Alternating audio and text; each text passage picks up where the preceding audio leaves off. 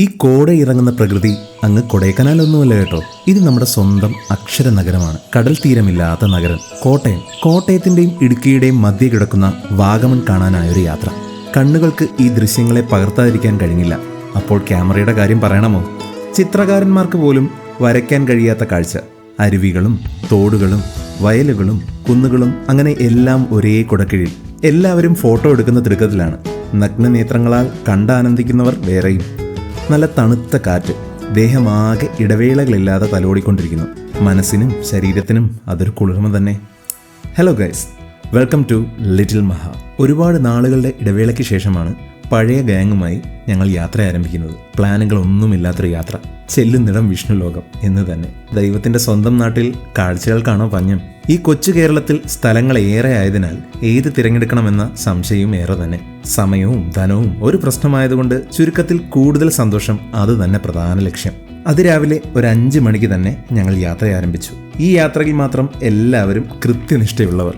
യാത്രകൾക്ക് മുന്നുള്ള രാത്രികൾ അങ്ങനെയാണല്ലോ. എത്ര ശ്രമിച്ചാലും നമുക്ക് ഉറങ്ങാൻ കഴിയില്ല. അതിനാൽ പോകാൻ എന്തായാലും വൈകില്ല. ഗൂഗിളിൻ്റെ സഹായത്താൽ ഞങ്ങൾക്ക് മൂവാറ്റുപുഴ റോഡ് കിട്ടി. വളരെ മനോഹരമായ റോഡ്. തിക്കും തിരക്കും ഒന്നുമില്ല. റോഡിൻ്റെ ഇരുവശങ്ങളിലും വീടുകളുടെ അത്യാധുനിക ശേഖരവും കാണാം. പോകുന്ന വഴിയിൽ തന്നെ ഒരു കുഞ്ഞു കടയിൽ കയറി എല്ലാവരും പ്രഭാത ഭക്ഷണം കഴിച്ചു. ഇടവിട്ട് പെയ്യുന്ന മഴ കാരണം അതൊന്നും പകർത്താൻ ഞങ്ങൾക്ക് കഴിഞ്ഞില്ല. അങ്ങനെ പതിയെ മല കയറാൻ തുടങ്ങി. പാറക്കെട്ടുകളിൽ നിന്നെല്ലാം കണ്ണീർ പോലെ ചെറിയ അരുവികളൊക്കെ ഒഴുകുന്നുണ്ട്. കാഴ്ചകളൊക്കെ കണ്ട് വളരെ പതിയെയാണ് യാത്ര. നിശ്ചിത സമയം എവിടെയും തീരുമാനിക്കാത്തതിനാൽ എത്ര വൈകിയാലും അതൊരു പ്രശ്നമേ അല്ല. അങ്ങനെ പോകുന്ന വഴിയിൽ വളഞ്ഞെങ്ങാനം വെള്ളച്ചാട്ടം കണ്ടു. തിരക്ക് നന്നേ കുറവ്. മഴയായതിനാലും സീസൺ അല്ലാത്തതിനാലും കടകൾ മിക്കതും അടച്ചിട്ടിരിക്കുന്നു. അത്യാവശ്യം നല്ല വളവുള്ള റോഡായതിനാൽ സൂക്ഷിച്ച് വേണം ഈ സ്പോട്ടിൽ നിൽക്കാൻ. പണ്ട് വന്നപ്പോൾ കണ്ടതിലും ശക്തിയായി തന്നെയാണ് ഇന്ന് ഈ വെള്ളച്ചാട്ടം. ചെറിയ തിരകളൊക്കെ ആഞ്ഞടിച്ച് വീഴുന്നു. ഇതിന് താഴെ ഇറങ്ങി വെള്ളച്ചാട്ടത്തിന് അടുത്ത് പോകുന്നവരും ഉണ്ട്. പക്ഷേ മഴയും തണുപ്പും പിന്നെ ഗൗരിമോളും ഉണ്ടായതുകൊണ്ട് അതൊന്നും ഞങ്ങൾ വേണ്ടെന്ന് വെച്ചു. അവിടെ നിന്ന് ബജ്ജിയും ചായയും ഒക്കെ കഴിച്ച് പരസ്പരം സംസാരമായി. അതിൽ പുതിയൊരാശയം ഉരുത്തിരിഞ്ഞു. കമ്പം മുന്തിരിപ്പാടം കാണാൻ പോയാലോ? നോക്കിയപ്പോൾ വാഗമണിൽ നിന്ന് 3 മണിക്കൂർ. അങ്ങനെ അവിടുന്ന് കമ്പത്തിലേക്കുള്ള യാത്ര ആരംഭിച്ചു. ആവശ്യമുള്ള വെള്ളവും പലഹാരവുമൊക്കെ വണ്ടിയിൽ മേടിച്ച് സ്റ്റോർ ചെയ്തു. അവിടെ ഫുഡൊക്കെ കിട്ടുമോ എന്ന് ആർക്കും അത്ര ഐഡിയ ഒന്നുമില്ല. പക്ഷേ വാഗമണിൽ നിന്നും കമ്പത്തിലേക്ക് പോകാനുള്ള തീരുമാനം വളരെ ഉചിതമായിരുന്നുവെന്ന് യാത്രയിൽ മനസ്സിലായി. മൂന്നാറിനെ തോൽപ്പിക്കുന്ന ഭംഗി, അതിലേറെ മുടി ചീകി ഒതുക്കിയ പോലെ തേയിലത്തോട്ടങ്ങൾ. എല്ലാം പ്രൈവറ്റ് പ്രോപ്പർട്ടിയാണ്. തേയിലത്തോട്ടങ്ങൾക്കിടയിലായി ചെറിയ തടാകവുമുണ്ട്. ഇതിങ്ങനെ വെട്ടി ഒരേ രൂപത്തിലാക്കി നിർത്തുക, അതും ഒരു കല തന്നെയല്ലേ? പ്രൈവറ്റ് പ്രോപ്പർട്ടി ആയതിനാൽ എല്ലായിടത്തും വേലികൾ. അകത്ത് കയറി ഷൂട്ടിംഗ് ഒന്നും നടക്കില്ല. അവിടുന്ന് ചെറുതായി ചുരങ്ങളൊക്കെ ഇറങ്ങി തമിഴ്നാട്ടിലേക്ക് കയറി. ചെറുതായി തണുപ്പ് മാറി ചൂടാരംഭിച്ചു. നല്ല ചൂട് കാറ്റ്. അത്യുഗ്രമായ റോഡുകൾ, വിജനമായ പ്രദേശം, അങ്ങിങ്ങായി മാത്രം വീടുകൾ, ഒരു കവാടം എന്ന പോലെ പശ്ചിമഘട്ടവും. അങ്ങ് കേരളത്തിൽ കണ്ടതിലും കൂടുതൽ തെങ്ങുകൾ ഇവിടുണ്ട്. ഇനി ഇതാണോ കേരവൃക്ഷങ്ങളുടെ നാട് എന്ന് ഞാൻ തെല്ലൊന്ന് സംശയിച്ചു. എവിടെയും മുന്തിരിപ്പാടങ്ങൾ. അത്യാധുനിക കൃഷിരീതി തന്നെയാണ് ഇവർ ഇന്നും പിന്തുടരുന്നത്. ക്യാമറകളും ഹമ്പുകളും ഒന്നുമില്ലാത്തതിനാൽ നിശ്ചിത സമയത്തിന് മുന്നേ തന്നെ സ്ഥലത്തെത്താം. റോഡിൻ സൈഡിലൂടെ ഒരു കൂട്ടം പയ്യുകൾ പോകുന്നു. വളരെ അച്ചടക്കത്തോടുകൂടി, ബന്ധനങ്ങളൊന്നുമില്ലാതെ. അങ്ങനെ ഗൗരിമോൾക്ക് അത് ഏറെ കൗതുകമായിരുന്നു. അവൾ ജനിച്ച് ഇതുവരെ പശുവിനെ നേരിട്ട് കണ്ടിട്ടില്ല. കൊറോണ അതിന് സമ്മതിച്ചതുമില്ല. അങ്ങനെ ഞങ്ങളൊരു മുന്തിരിത്തോട്ടം തിരഞ്ഞെടുത്തു. MSR grape garden. അനേകം മുന്തിരിത്തോട്ടങ്ങളുണ്ട് ഇവിടെ. പ്രത്യേകിച്ച് ഫീ ഒന്നുമില്ല. വെറുതെ കയറാം, കാണാം, ഫോട്ടോ എടുക്കാം. അവിടെയാണെങ്കിലോ റീലുകളുടെ ബഹളം തന്നെ. നല്ല ഫ്രഷ് വൈനുണ്ട്. കൂടാതെ മുന്തിരി ജ്യൂസും. ഒരുപാട് ഗാർഡൻ ഏരിയ ഉണ്ടെങ്കിലും ഒരു ചെറിയ ഏരിയ മാത്രമാണ് വിസിറ്റേഴ്സിനായി തുറന്നു കൊടുക്കുന്നത്.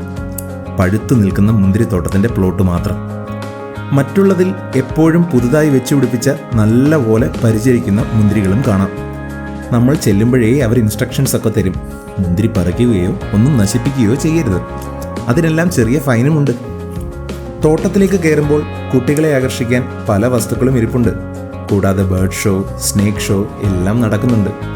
അതിലൊന്നും വലുതായി ആർക്കും ഇൻട്രസ്റ്റ് ഇല്ലാത്തതിനാലും തണുപ്പിൽ നിന്നും പെട്ടെന്ന് ചൂടിലേക്ക് വന്നത് അസഹനീയമായതിനാലും വളരെ കുറച്ച് നേരം മാത്രം ഞങ്ങളവിടെ ഫോട്ടോയൊക്കെ എടുത്ത് ചിലവഴിച്ചു.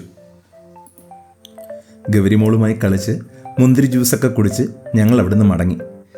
തിരികെ അവിടുന്ന് വീണ്ടും വാഗമണിലേക്ക്. ആ യാത്ര ലേശം ദുർഘടമായിരുന്നു. ഗൂഗിളമ്മച്ചി ഏതോ വഴികളിലൂടെയൊക്കെ തിരിച്ച് ഞങ്ങളെ വിട്ടു. വാഗമണിൽ എത്തിച്ചെന്ന് പറയാം. സമയം ഉച്ചയൊക്കെ കഴിഞ്ഞതോടെ അന്തരീക്ഷം ആകെ മാറി. കാലാവസ്ഥ മാറാൻ തുടങ്ങി. കോടയിറങ്ങി. ചെറിയ മഴയുമുണ്ട്. പോകുന്ന വഴിയിലൊന്നും ആരും തന്നെ ഇല്ല. ഇടയ്ക്കിടെ ഗൂഗിളും ബൈ ബൈ പറയും. ഇനി ഇവിടെങ്ങാനും റെഡ് അലേർട്ട് വല്ലതും ഉണ്ടായോ എന്ന് വരെ സംശയമായി. ആരുമില്ലാത്തതും കുറച്ചൊക്കെ നല്ലതാ. മനസ്സ് തുറന്ന് പൊട്ടിച്ചിരിക്കാനും ഡാൻസുകൾ കളിക്കാനും എല്ലാവർക്കും അതൊരു ലൈസൻസായി. കൂടെയുള്ള കുഞ്ഞിപ്പെണ്ണാവട്ടെ ഞങ്ങൾക്കൊരു അത്ഭുതമായിരുന്നു. അവൾക്കാണെങ്കിൽ കോടയുമില്ല, മഴയുമില്ല, തണുപ്പുമില്ല, ഓട്ടവും ചാട്ടവും തന്നെ. ഈ സ്ഥലത്തിൻ്റെ പേര് ഗ്ലെൻമാർക്ക് റോഡ് എന്നാണ്. നല്ല വിജനമായ സ്ഥലം. ഇടയ്ക്കെങ്ങാനും വണ്ടി പോയാലായി. എല്ലാവരും റീലെടുക്കാനുള്ള തയ്യാറെടുപ്പിലാണ്.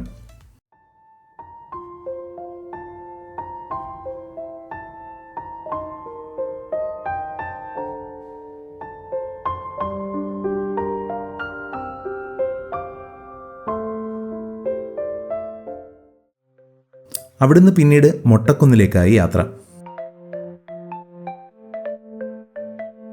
മഴയും കോടയും അസഹനീയമായതിനാൽ വഴിയിൽ ഒന്നും തന്നെ കാണാൻ കഴിഞ്ഞില്ല. എങ്കിലും മൊട്ടക്കുന്നിലെത്തിയപ്പോൾ സഞ്ചാരികൾക്ക് ഒട്ടും കുറവില്ലായിരുന്നു കേട്ടോ. പലരും പ്ലാസ്റ്റിക്കിൻ്റെ ഓവർകോട്ടൊക്കെ ഇട്ട് മഴ ആസ്വദിക്കുന്നു. തണുപ്പ് നമ്മുടെ ഗ്യാങ്ങിനൊരു പ്രശ്നമേ അല്ലാത്തത് കൊണ്ട് എല്ലാവരും മഴ നനയാൻ തീരുമാനിച്ചു. കോട കാരണം ദൂരക്കാഴ്ചകൾ ഒരു വിദൂര സ്വപ്നമായി മാറി.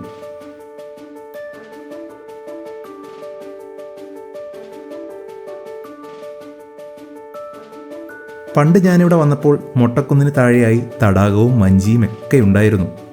ഈ കാലാവസ്ഥ കാരണമായിരിക്കാം അതൊന്നും കാണാൻ കഴിഞ്ഞില്ല.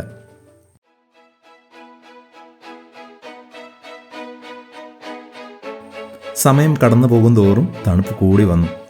വാഗമൺ ഊട്ടിക്ക് സമാനം.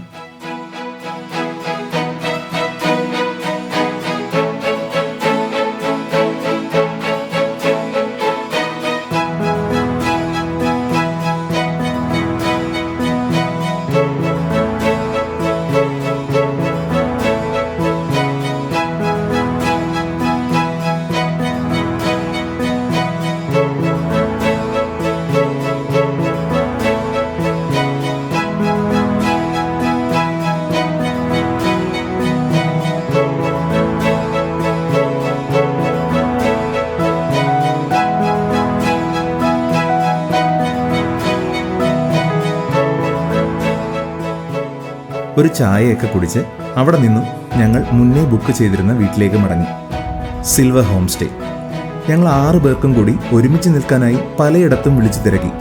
ബഡ്ജറ്റ് ഫ്രണ്ട്ലി ആയി ഒറ്റ റൂം പോലും ഞങ്ങൾക്ക് കിട്ടിയില്ല. അവസാനം ഞങ്ങൾക്ക് കിട്ടിയതാണ് സിൽവർ ഹോം സ്റ്റേ. അത് തന്നെ സെലക്ട് ചെയ്തു. ഒന്നും പറയാനില്ല. ഇത്രയും എൻജോയ് ചെയ്തൊരു ഹോം സ്റ്റേ ഞങ്ങൾക്ക് ഇതിനു മുന്നേ കിട്ടിയിട്ടേയില്ല. വളരെ നീറ്റ് ആൻഡ് ക്ലീൻ. ബാൽക്കണിയിൽ ഇരിക്കുമ്പോൾ തേയിലത്തോട്ടവും ഏലത്തോട്ടവും ഒക്കെ കാണാം. നമുക്ക് തന്നെ കോഫിയൊക്കെ പ്രിപ്പയർ ചെയ്യാനുള്ള എല്ലാ ഐറ്റംസും റെഡിയാക്കി വെച്ചിരുന്നു. ഹീറ്റർ സൗകര്യം, 4 ബെഡുകൾ, TV, കാർ പാർക്ക് ചെയ്യാനുള്ള സൗകര്യം, അങ്ങനെയെല്ലാം. വാഗമണിലേക്ക് ട്രിപ്പ് വരുന്നവർക്ക് ഞങ്ങൾ ഹൈലി റെക്കമെൻഡ് ചെയ്യുന്ന ഒരു ഹോം സ്റ്റേ തന്നെയാണിത്. നമ്പർ ഞങ്ങൾ ഡിസ്ക്രിപ്ഷനിൽ കൊടുക്കാം.